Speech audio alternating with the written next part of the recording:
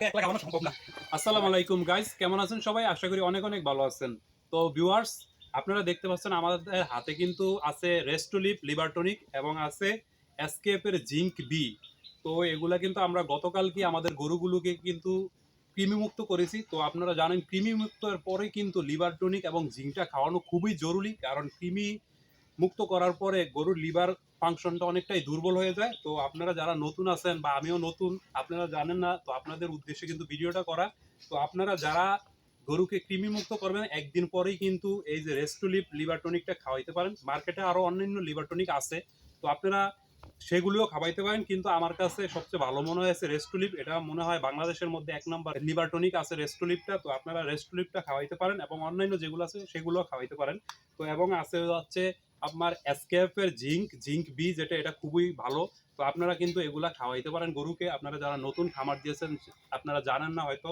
তো আপনারা গরুকে কৃমি মুক্ত করার পরে কিন্তু অবশ্যই এই যে লিভার টনিক রেস্টোলিপ আছে এবং এসকেএফ এর জিঙ্ক বি আছে, এটা খাওয়াইতে পারেন। তো এটা আপনারা বড় গরুর জন্য হচ্ছে 100 মিলি করে দিতে পারেন, পরপর 5 দিন খাওয়াইতে পারেন, এবং ছোট বাছুরের জন্য 20 থেকে 30 মিলি দিতে পারেন।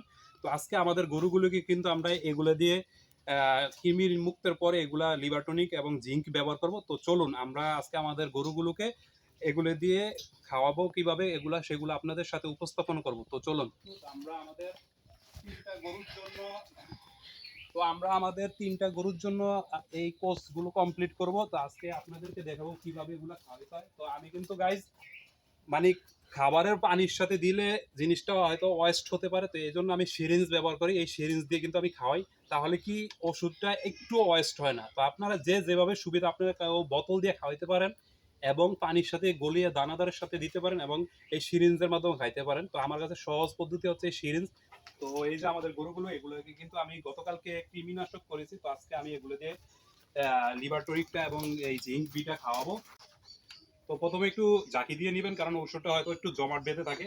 তো পরে এই যে আমরা আমাদের সিরিঞ্জের মাধ্যমে কিন্তু ওষুধটাকে টেনে সিরিঞ্জে ঢুকিয়ে নিলাম। তো এই যে সিরিঞ্জটা দেখতে পাচ্ছেন, এটার ভিতর কিন্তু 25 মিলি মানে ইয়ে হয়, মানে নেওয়া যায়।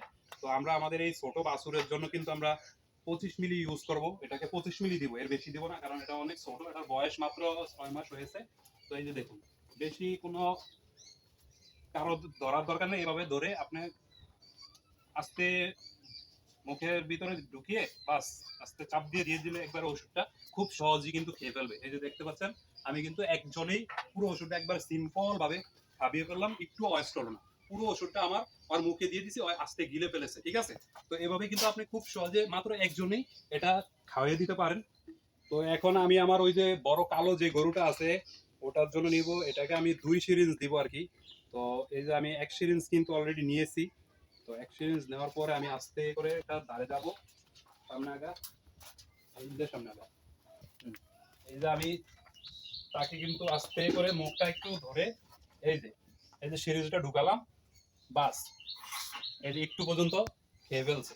একটু ওয়েস্ট হলো না আর কি ওষুধটা। আর আপনি দানাদার সাথে পানির সাথে দিলে হয়তো অনেক গরু খেতে চায় না, কারণ ওয়েস্ট হয়। এই কারণে আমি এই পদ্ধতিটা ব্যবহার করছি। আমার গরুগুলো কিন্তু দানাদারের সাথে দিলে সম্পূর্ণ দানাদারটা ক্লিয়ার করে না। তো এই জন্য আমি এটা ইউজ করছি, সিরিঞ্জের মাধ্যমে দিলে একবারে খুব সহজেই খাওয়ানো যায়। তো এই যে আরেক সিরিঞ্জ দিয়ে দিলাম, কারণ এটা বড়, তো এই কারণে এটাকে 2 সিরিঞ্জ ব্যবহার করলাম। এই 2 সিরিঞ্জে 50 মিলির মতো আনে, তো আমি 50 মিলি করে দিতেছি। দেখতে পাচ্ছেন। হ্যাঁ, হ্যাঁ, হ্যাঁ, হ্যাঁ,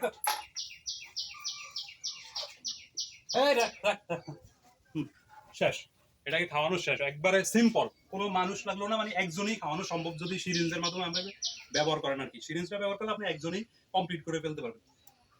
তো গাইজ, এখন আমি আমার এই যে সুন্দরী পরিমণিকে খাওয়াবো। তো ওকে খাওয়াতে কিন্তু একটু নাড়াচাড়া করে আর কি, একটু ডিস্টার্ব করে। তো ওকে একলা খাওয়ানো খুবই ট্রাপ, তারপরে দেখি চেষ্টা করে খাওয়াতে পারি কিনা।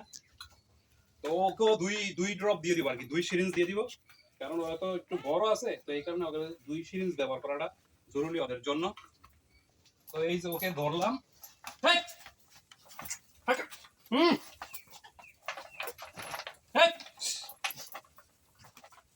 না, তাকে একলা খাওয়ানো সম্ভব না। তাকে একলা খাওয়ানো অনেক কষ্ট। এই যে গাইস, অনেক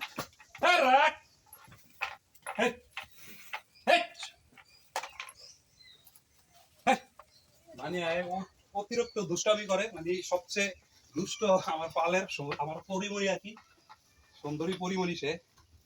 তো সে একটু দুষ্ট আমি বেশি করে।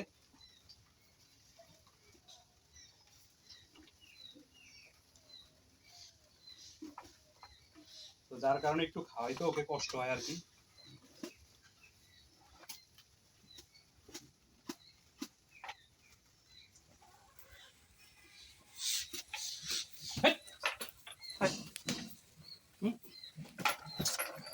রাখ।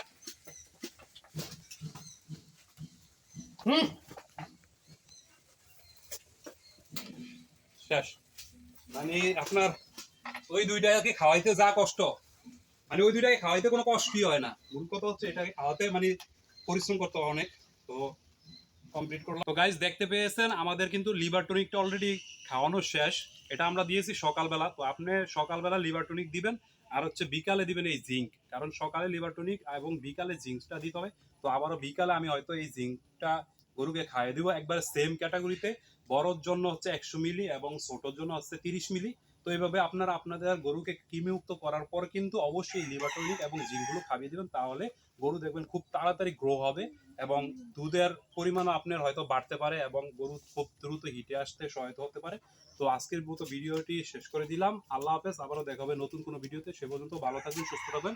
আল্লাহ হাফেজ, টাটা, বাই বাই।